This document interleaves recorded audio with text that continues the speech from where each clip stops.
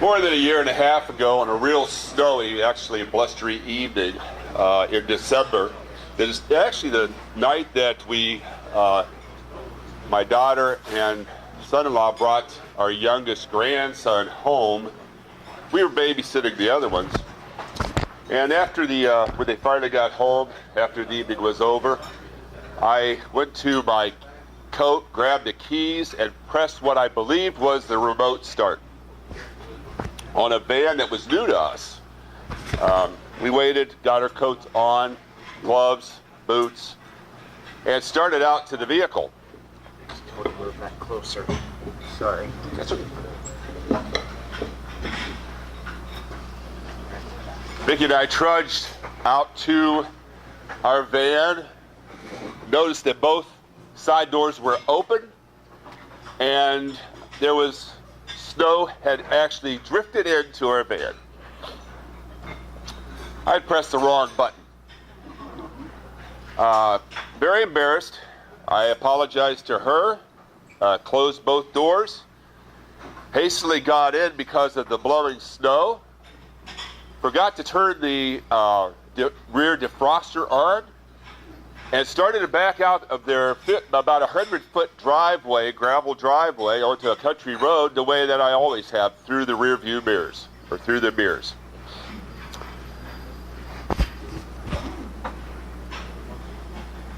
It had rained before it had snowed, and I hadn't counted that when I started to back out. And I'm still not sure to this day what happened, but somehow we started to get, it felt like I was losing traction in this new fallen snow.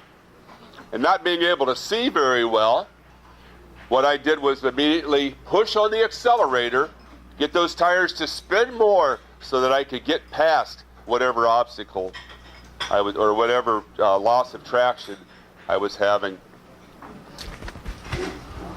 Within a few feet, we came to an abrupt stop. I said, that can't be possible.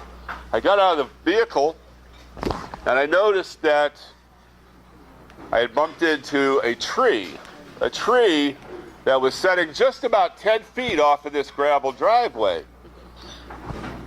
I couldn't imagine that I'd ever done that, so I got in very sheepishly and said maybe we could drive out of it. So I put it in forward, very carefully applied power, and spun the tires right where I was.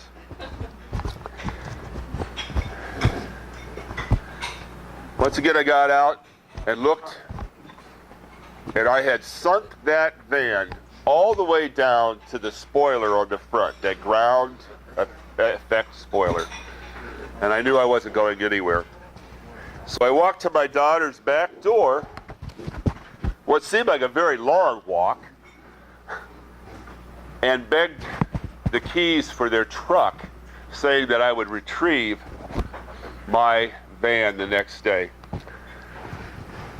They didn't say anything, just gave me the keys. Sorry. Okay. There we go.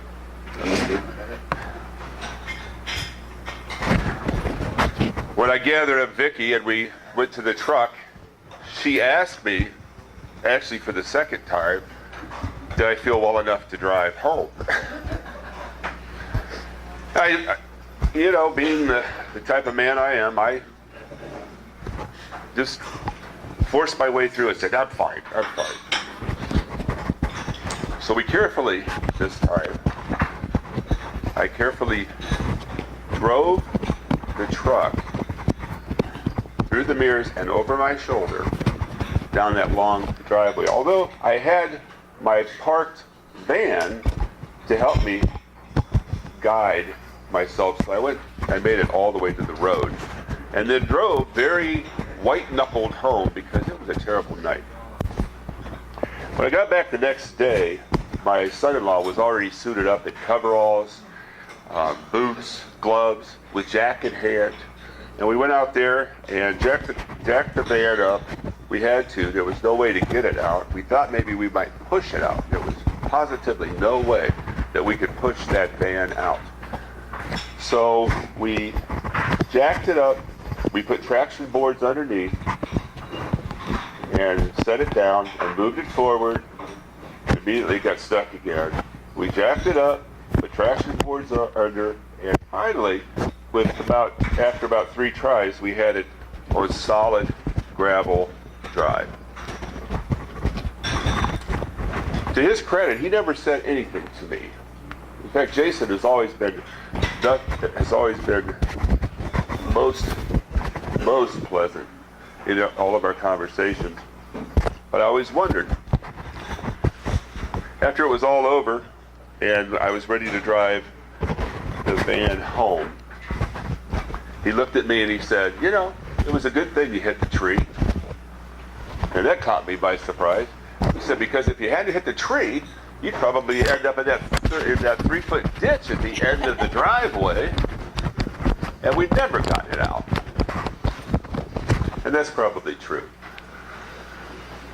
What I didn't tell him, and what I didn't tell Vickie, was my unfamiliarity with the vehicle, the loss of visibility, the excuse I made about the medicine I was on. All of these things had nothing to do with why I hit that tree. I hit that tree because I was so distracted from a phone call that I received earlier in the evening. And that phone call came from health professionals, and they warned me that there was someone in our congregation that wanted to do me physical harm.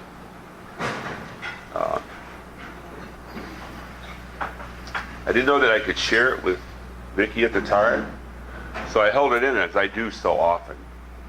And as elders, I don't know how you cope with this, but I felt that I wanted to talk to the other elders before I could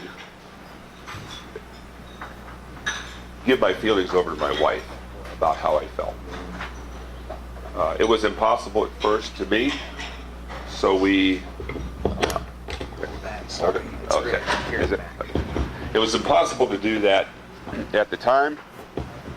I think it's a cord, Jimmy. Okay. So I held my emotions in. I'll try to do that. Okay. Until I could talk to them. The story turned out pretty well, although it was one of the most difficult times in the 4 of us as elders' lives. But that's not really the story I'm telling here. The story I'm telling is that I in the past have withheld things from my wife that I shouldn't have. Because as 2 that became 1, I should have been much freer with what I've told her, or what I should tell her. Even in cases of confidentiality, I should feel confident that she would also hold those in confidentiality.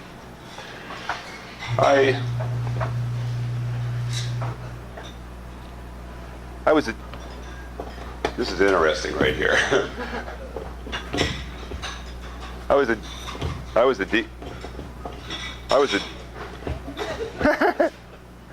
This is like a comedy show, isn't it? I meant to be funny, but not this part. Let me try this. I was a deacon 19 years before I became an elder, and I really thought, like many of you may have feel, because going through a process like that I was ready to be an elder. I was totally mistaken. Being a deacon felt very comfortable for me. Vickie will talk about that a little bit too. We did a lot of things with the teens.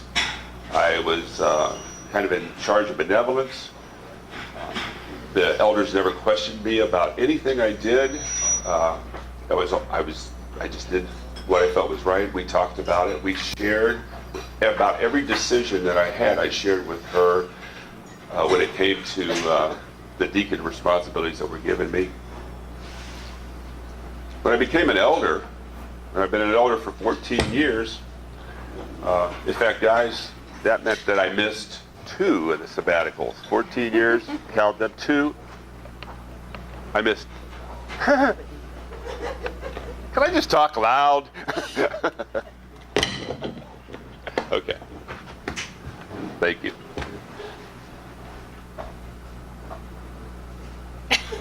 You're looking at me real weird. It's not working. It works for me. Does it?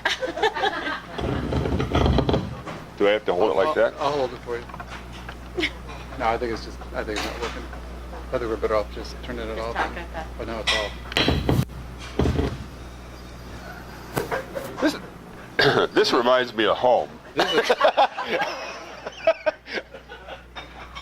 Why don't we just let you talk real loud? Okay. Can you talk real loud? All right. Okay. I don't remember where I was. Oh, yes, I was, guys. 14 years I've been an elder. I missed 2 sabbaticals. You need to think about that. Okay. But those 19 years did not prepare me for the 14 years that followed. There were many times that I kept things in.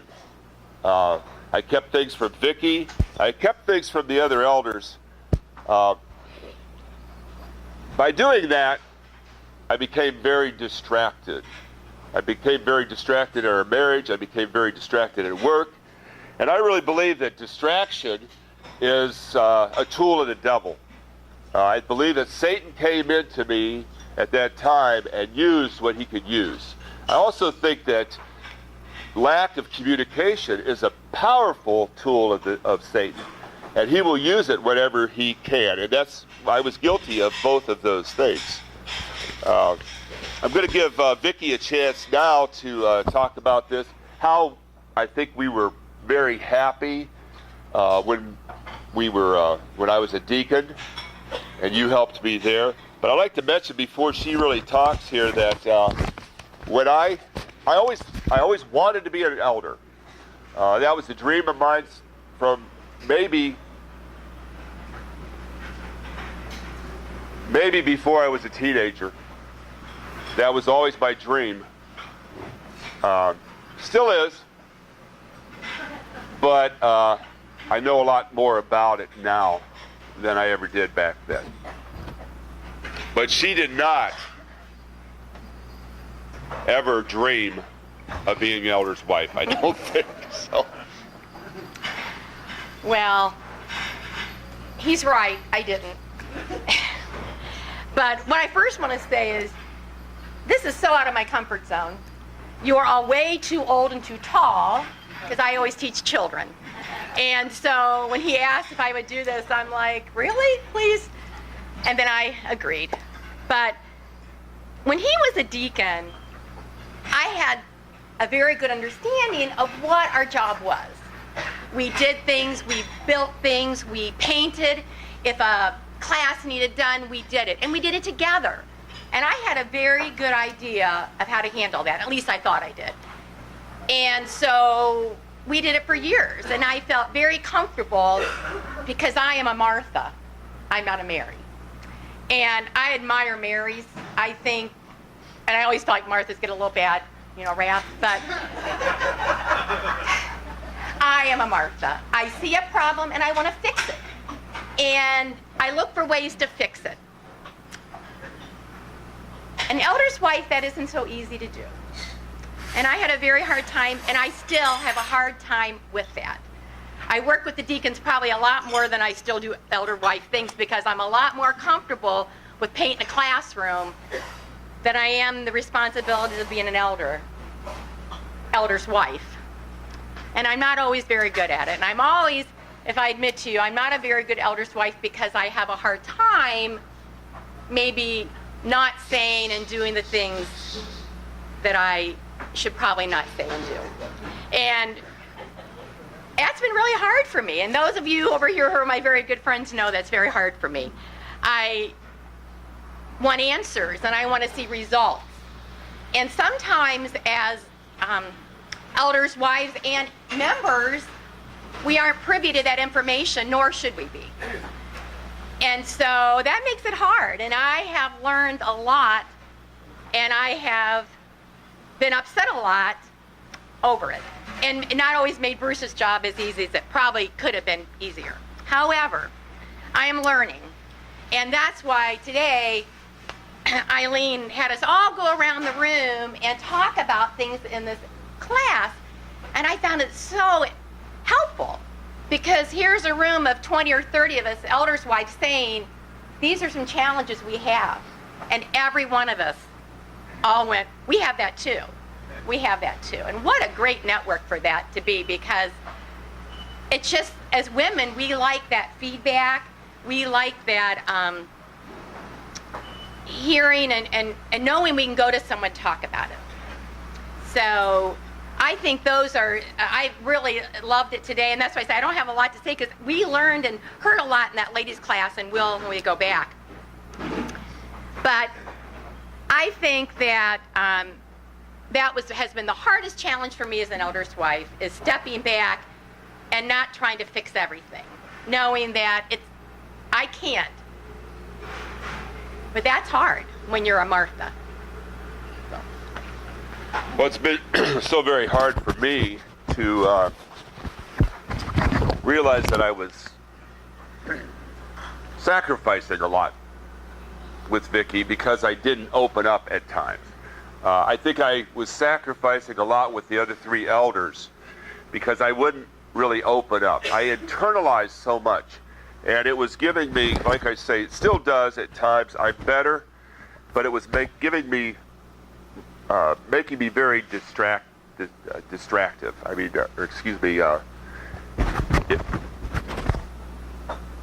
the distraction in my life was just so great. It didn't seem like I could focus on anything. I've been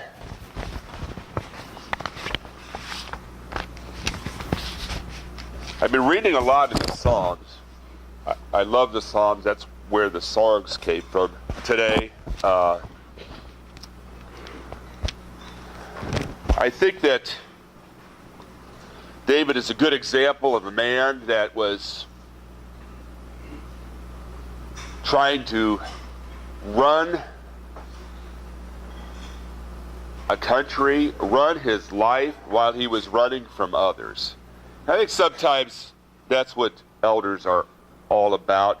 We have a job to do, but we are always cognizant of those critics that we have. And we even bow to those critics sometimes. And I don't want to do that. I don't think we should do that. I liked what we have said at this get-together. We have to do what God wants us to do, whether or not we're popular.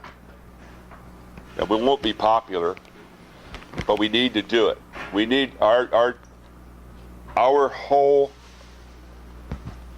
goal is to lead the church that we've been given to the best of our ability. And usually those critics that come along never were in our position, never had the responsibility, never had the items of confidentiality that we've had, never had to make decisions like we must make.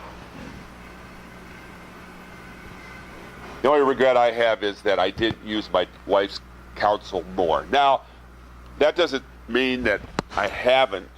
We have had a lot of discussions, and I take them all to heart. Sometimes she doesn't realize that, but I do. But when you're trying to make value judgments, all of you as elders realize that we have a greater source of information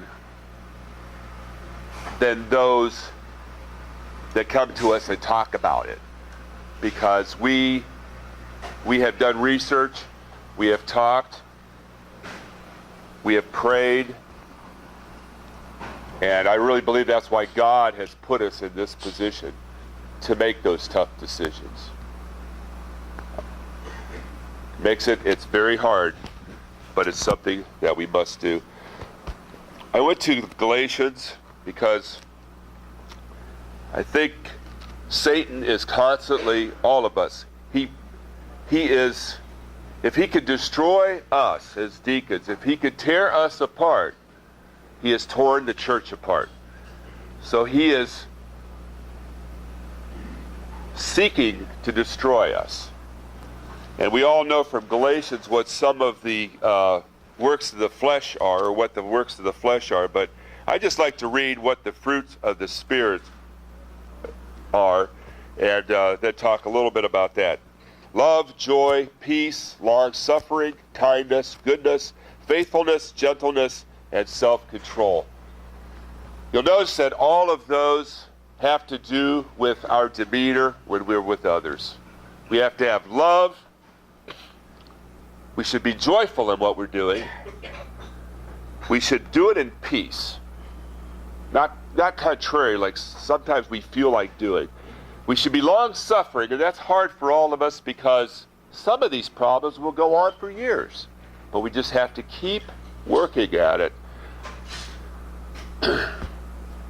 We have to be kind. We have to be good. We have to be faithful. And most of all, well, we have gentle. We must be gentle. Most of all, in our own lives, we must display self-control.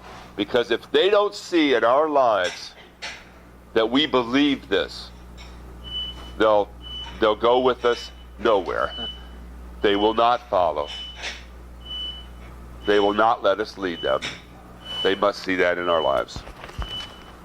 I'm going to ask some questions before we go. Okay. That's all we have. Sorry about this microphone and everything. I'm sorry you didn't hear parts of that story. But if give via Jason's email, he could tell you the whole story if you'd like to. Thank you so much.